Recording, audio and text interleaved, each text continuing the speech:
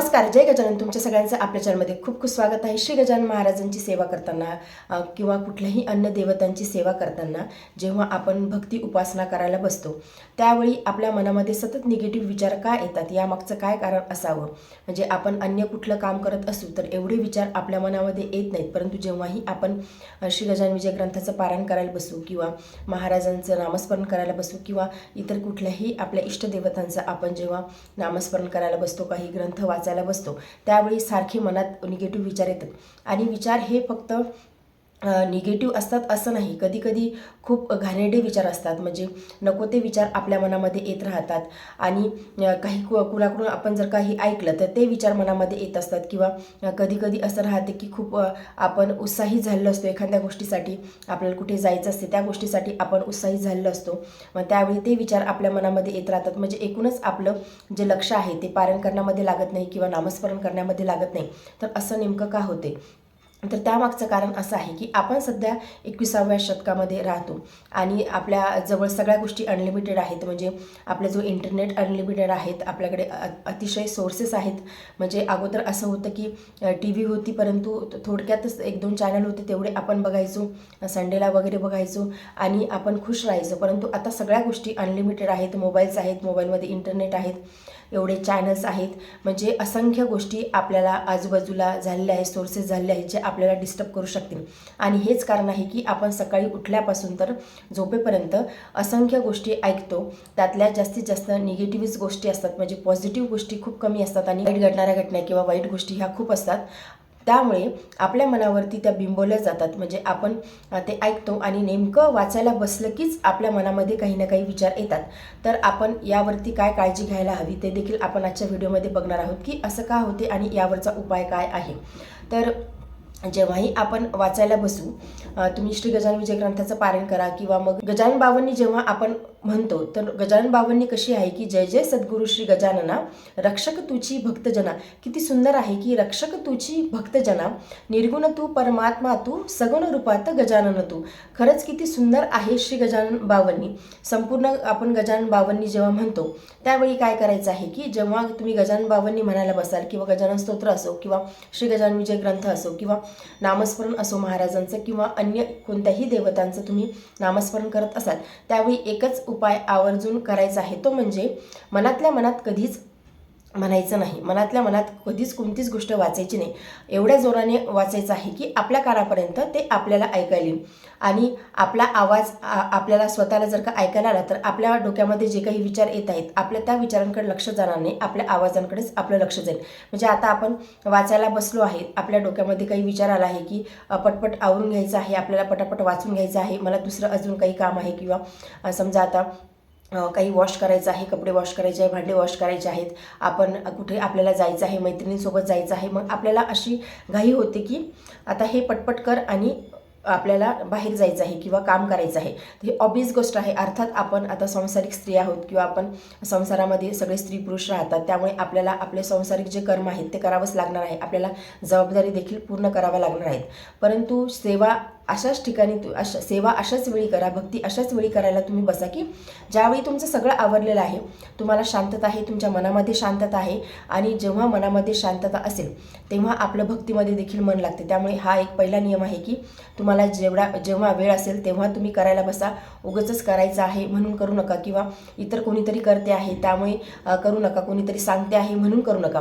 तुमच्या मनाला जेव्हा इच्छा होईल की आता मी भक्तीमध्ये पूर्णपणे गढून जाऊ शकते किंवा आता मला काही काम नाही, मला निवांत वेळ आहे, माझ्या सगळ्या काही जबाबदाऱ्या आहेत, सांसारिकच्या जबाबदाऱ्या आहेत त्या माझ्या आटोपलेल्या आहेत, त्यावेळी तुम्ही सेवा भक्ती करायला बसा, तुम्ही पारायण करायला बसा, तुम्ही बावन्नी वाचायला बसा, स्तोत्र वाचायला बसा, नामस्मरण करायला तुम्ही तेव्हा बसा. कारण की जेव्हा आपल्या मनामध्ये चलबिचल असते त्यामध्ये आपलं लक्ष लागत नाही.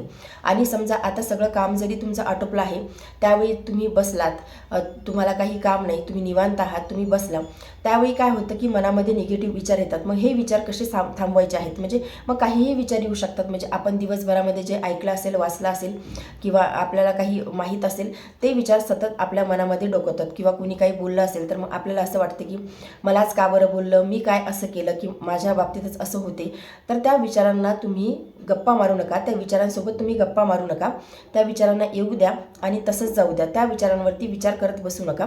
तुम्ही तुमच्या वाचण्यामध्ये किंवा तुम्ही नामस्मरण करता आहे त्यामध्ये लक्ष घाला आणि थोडं मोठ्याने वाचण्याचा प्रयत्न करा, जेणेकरून तुमच्या कानावरती ते शब्द पडतील आणि तुम्ही काय वाचता आहात हे तुम्हाला पूर्णपणे कळेल आणि तुमचं जे काही मनामध्ये विचार येत आहेत तुमच्या त्या विचारांकडे लक्ष जाणार नाही.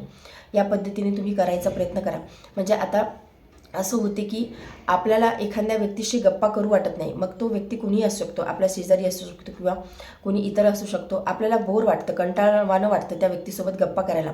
मग ती व्यक्ती जर का सतत आपल्या घरामध्ये येऊन आपल्याला बोलत असेल, सतत डिस्टर्ब करत असेल, तर आपण 1-2 वेळेस त्या व्यक्तीला अटेंड करतो. आपण एक आपला नियम आहे की घरामध्ये पाहुणे आले किंवा इतर कोणी जरी आलं तर आपण बसा म्हणतो, या म्हणतो. हे आपण आपल्या संस्कारानुसार करत असतो. परंतु त्या व्यक्तीला जर का आपण सतत असं नीट बोललो नाही किंवा थोडंफार आपण निग्लेक्ट करण्याचा प्रयत्न केला, त्या व्यक्तीला देखील कळते की आपल्याला कोणी इथे थारा देणार नाही, आपल्याला कोणी इथे अटेन्शन देणार नाही. मग हळूहळू त्या व्यक्तीचं येणं कमी होते. म्हणजे लगेचच कमी होईल असं नाही, परंतु हळूहळू त्या व्यक्तीचं देखील येणं कमी होते.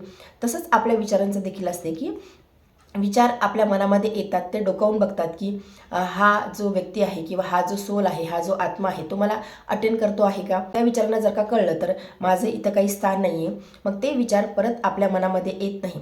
त्यामुळे विचारांवरती जास्त विचार करू नका. आपल्याला जेव्हा इच्छा होईल की आता मग मी सेवा करण्याच्या म्हणजे मनस्थितीत आहे किंवा मी खूप नीट पद्धतीने भक्ती करू शकते, त्यावेळेस तुम्ही वाचायला बसा, त्यावेळेस तुम्ही नामस्मरण करायला बसा आणि थोडं मोठ्याने वाचण्याचा प्रयत्न करा, बोलण्याचा प्रयत्न करा, जेणेकरून आपल्या आवाजांकडे आपलं लक्ष जाईल. म्हणजे जेव्हा आपण श्री गजानन महाराजांचा मंत्र जप करतो किंवा अन्य कोणत्याही देवतांचा आपण मंत्र जप करतो, गणगण गणात बोते असो किंवा रामकृष्ण हरी असो, त्यावेळी आपण लक्ष द्यायचं आहे की गणगण गणात बोते, गणगण गणात बोते किंवा जय जय राम कृष्ण हरी, जय जय राम कृष्ण हरी आपण असं म्हणू. त्यावेळी आपला स्वर आपल्या कानांपर्यंत जायला हवा आणि आपण काय म्हणतो आहोत, म्हणजे आपण गणगण गणात बोते हा मंत्र म्हणत आहोत तर आपल्याला महाराजांच्या लीलेचं चिंतन व्हायला हवं. आपण रामकृष्ण हरी म्हणत आहोत तर आपल्याला रामकृष्ण यांच्या स्वरूपाचं, त्यांच्या लीलेचं चिंतन व्हायला हवं. आणि जेव्हा आपल्याला असं चिंतन व्हायला हवेल, म्हणजे फक्त नामस्मरण करायचं आहे म्हणून करायचं नाही, आपल्याला भगवंताचं चिंतन देखील व्हायला हवं. त्यांनी कशा लीला केल्या आहेत हे देखील आपल्याला माहीत हवं. आणि हे चिंतन होण्यासाठी तुम्हाला ग्रंथाचा आधार घ्यावा लागणार आहे. त्यामुळे मी तुम्हाला नेहमीकरता सांगते की मला असं वाटते की सगळ्यांनी सगळे ग्रंथ वाचण्याचा प्रयत्न करा. लाईफमध्ये एकदा तरी सगळे ग्रंथ तुम्ही वाचण्याचा प्रयत्न करा. म्हणजे ज्ञानेश्वरी असो, भगवद्गीता असो, श्रीमद भागवत महापुराण असो, श्री गजानन विजय ग्रंथ तर आपण नेहमीकरता वाचतोच, परंतु इतरही ग्रंथ आहेत ते देखील वाचण्याचा प्रयत्न करा. रामायण वाचण्याचा प्रयत्न करा. हे ग्रंथ आपल्या जीवनाचा आधार आहेत. आपल्याला जीवन कसं जगायचं आहे, भगवंताच्या अजून जास्त जवळ नेणार हे ग्रंथ आहेत. त्यामुळे एक वेळेस का होईना तुम्ही रोज तुमच्याकडून कंटिन्यू वाचणं होत नाही तर तुम्ही 1-2 पेजेस, जसं आपण कादंबरी वाचतो तसं वाचण्याचा प्रयत्न करा. तुम्हाला एवढी गोडी त्यामध्ये निर्माण होईल की ते फक्त रोज 1-1 पेज वाचत आहोत म्हणजे आपला संपूर्ण अध्याय घेणं होत नाही, परंतु तरीसुद्धा आपलं त्यामध्ये एवढी गोडी निर्माण होईल की आपल्याला असं वाटेल की हा ग्रंथ कधी संपतो. तो एखादा पाण्यामध्ये डुबत असेल तर तो अर्थ हाक देतो, मला वाचवा. तसंच आपण महाराजांना अर्थ साथ घालायची आहे, अर्थ हाक द्यायची आहे. आणि जेव्हा आपली ही अर्थ हाक महाराजांपर्यंत पोहोचेल तेव्हा हे निगेटिव्ह विचार काही आपल्या डोक्यामध्ये राहणार नाही. आपल्या मनामध्ये सगळे पॉझिटिव्ह विचार यायला लागतील. जेव्हा आपण अंतर्मुख होऊन महाराजांना साथ घालू तेव्हा हे सगळे काही विचार आहेत हे येतील आणि जातील. आणि एक वेळ अशी येईल की आपल्या डोक्यामध्ये काहीच विचार येणार नाही. म्हणजे आपण अतिशय न्यूट्रल राहून आपण भक्ती करू. महाराजांची चरणाचीच आपल्याला भक्ती करायची आहे एवढंच आपल्या डोक्यामध्ये राहील.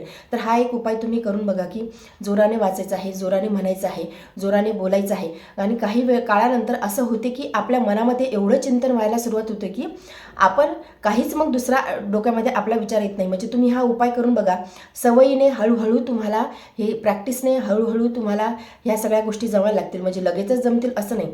1-2 महिना, 3 महिने, 4 महिने, 6 महिने, कुणाकुणाच्या बाबतीत वर्ष देखील लागेल. म्हणजे खूपच जर का आता विषयांमध्ये गुंतलेले असेल किंवा सतत कोणाच्या सानिध्यामध्ये राहत असतील की ज्यांना फक्त गॉसिपच येते, भौतिक जगाच्याच गोष्टी ज्यांना येतात, मग तशा व्यक्तीला थोडं विलंब लागू शकतो की एकांतात जो राहतो असा व्यक्ती लवकरात लवकर या या गोष्टीमध्ये स्थिर होतो, स्थावर होतो. म्हणजे लवकरात लवकर ह्या गोष्टी पचनी पडायला लागतात. शरीराला त्याची सवय होते, मनाला त्याची सवय होते. परंतु जो व्यक्ती खूप लोकांमध्ये राहतो, म्हणजे असं नाही की कुणासोबत बोलायचं नाही किंवा आपले जे कर्म आहेत ते करायचे नाही, सगळ्या गोष्टी करायचं, पण सगळ्यांमध्ये राहून सुद्धा जो व्यक्ती एकटा राहतो, जो व्यक्ती एकटा राहण्याची कला शिकतो, त्या व्यक्तीच्या आयुष्यामध्ये हे बदल लवकरात लवकर व्हायला सुरुवात होतात. तर तुम्ही बघा, म्हणजे करून बघा हा उपाय. या उपायाने तुमचं मनामध्ये जे काही निगेटिव्ह विचार आहेत ते दूर व्हायला नक्कीच मदत होईल. म्हणजे कसलेही मग कुठलेही विचार असोत, म्हणजे आपल्या मनातले विचार असे असतात की आपण इथे बसलेलं असतो, परंतु आपलं मन सगळं काही जग भ्रमण करून येते, सगळं जग आपलं मन फिरून येते, कितीतरी किलोमीटर, हजारो किलोमीटर आपलं मन जाऊन येत असते. तर आजच्या व्हिडिओमध्ये एवढेच. व्हिडिओ जर तुम्हाला आवडला असेल तर व्हिडिओ लाईक करा, चॅनलवरती नवीन चॅनलला सबस्क्राईब करा. तुमचे काही प्रश्न असतील तर कमेंट बॉक्समध्ये नक्की विचारा. जय गजानन.